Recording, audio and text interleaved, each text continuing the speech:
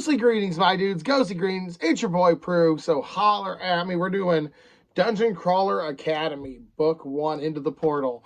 I thought this was a cute, fun, it's a graphic novel. I've gone pretty well with doing audiobooks and graphic novels this year, and I'm real excited about this one. And when I walked to the library, me and my friend, we just went to the library and we were walking around, and this just sort of stuck out to me because I'm a big fan of the Dungeon Crawler, the Diablo style gaming, Torchlight, stuff like that. And this stuck out to me because I was like, ooh, so I thought maybe it was a school for that. But no, in this world, some kids randomly find a portal on a field trip, and you can go there. And once you go in, you can come back out and all that stuff. But magic and D&D and all that shit's real in this other world that portal leads to. But once you're an adult, you can't go back through the portal. So all these kids go to the portal, get whatever magical artifacts and MacGuffins they can find, and then they try to sell them and procure them. And that's basically their job. As a child, is dungeon crawling.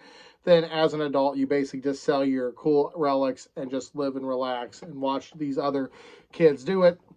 And there's a couple schools, very Harry Potter themed, but a couple of schools that you can go to. And this kid, Nathan, through a weird happenstance, accidentally uses a item. I don't spoil nothing. And now the item belongs to him. He can't give it back. Once you use the magical item, it becomes like powerfully attached to you. So I guess in the book, if you find a magic sword, just put it in the bag and never use it. Because once you use it, it's your sword forever and you can never sell it. But he uses it. Now he owes this one guy some money, and that guy got him into the school. He's like, cool, now you can go right into all these adventures, and you can pay me back the money you owe me for this magical item. And this is just book 1. Book 2, I don't think is out yet, but it goes through like him learning the school, meets his teacher, and does his first dungeon raid, which I thought was most hilarious, especially the Goblin King. I thought he was just a fun, awesome character. The artwork's really good. It's not overly over fantasy, but it's not under fantasy either. It's just a solid, happy middle. But sadly, that's where I think this book falls short. Everything is just the happy middle. The writing is good. The art is good. The story's good. Everything at this just feels average. If you're not a fan of dungeon crawling, the art isn't going to enchant you. The story isn't worth breaking your everyday drama for. But me, I'm a dungeon crawling nerd. I'm a video game nerd. I'm a huge fantasy nerd. I love that whole let's get together and play a game of D&D mentality. I like that. I like the communications. I like when you have to work with actual humans to solve a problem. Like in World of Warcraft or something. Like, okay, hey, listen, I'm going to go run and hit the monster. You heal me and keep me up. But you try to keep the monster attacking you. Because I can't take a hit. And I like how everyone has to work together.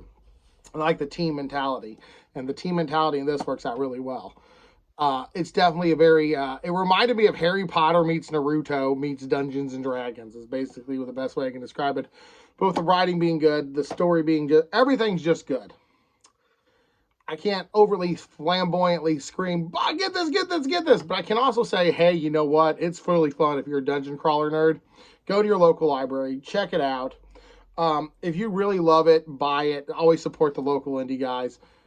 Check it out. But this been your boy Prue, guys. I'm going to give Dungeon Crawlers Academy Into the Portal, Book 1, a C. Yeah, just a C. Everything's just good. Now, me, being a dungeon crawler nerd, I did enjoy it more.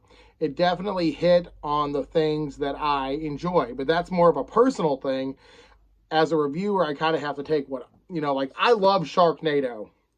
I would say watch every Sharknado movie. However, if I'm going to sit here and am I going to tell you that Sharknado is like better than Blade Runner 2049? No, I'm not.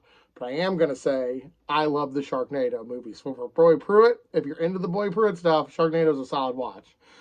That's similar to this. If you're into the dungeon crawler video games, you're into Diablo, you're into Torchlight, you're like, wow, you're into fantasy gaming, tabletop RPG, video game RPG, and MMORPG, stuff like that, you're definitely going to like it, and you're definitely going to get the inside humor, and you're definitely, if you know the genre, you're going to get the jokes. But if you're just a fantasy nerd, and you just like to read fantasy, I think there's better choices than this. But a solid C+, great effort. I'm going to definitely check out the second one. If you're a dungeon crawler, video game, RPG dork, check this out. If you're kind of just a fantasy guy and just want to read something, I would say check out Joe Abercrombie or John Gwynn instead. This has been your boy Prue, guys, and stay creepy.